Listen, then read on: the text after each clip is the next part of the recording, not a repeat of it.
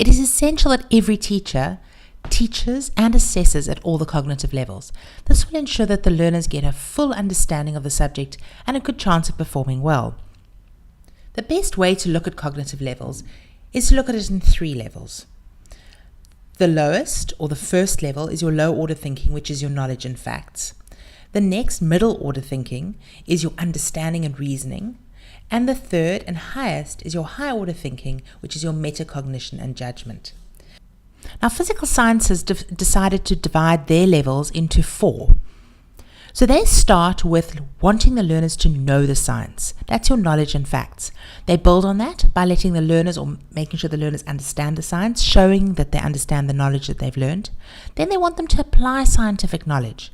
And then most importantly, you want the learners to be able to evaluate, analyze, and synthesize this scientific knowledge. Now, of course, these 4 levels are divided into percentage weighting, and this determines how much of the assessments should be set at this level. But even more importantly, it tells us how much teaching time should be spent on developing these cognitive skills. So for knowing science, we should be spending about 15% of our time developing this knowledge and also putting into our assessments. Understanding science is between 30 and 40%, and the same for applying scientific knowledge. And then 15% for your highest order thinking.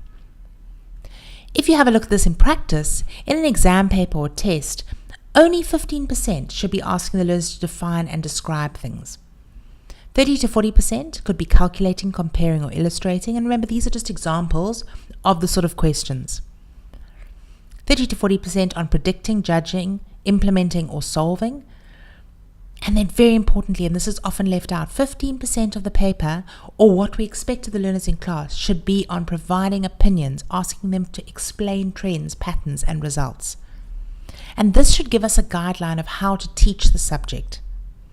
What we must remember, which is most important, is that all these levels should be used not only in the assessment, but also in the teaching of physical sciences.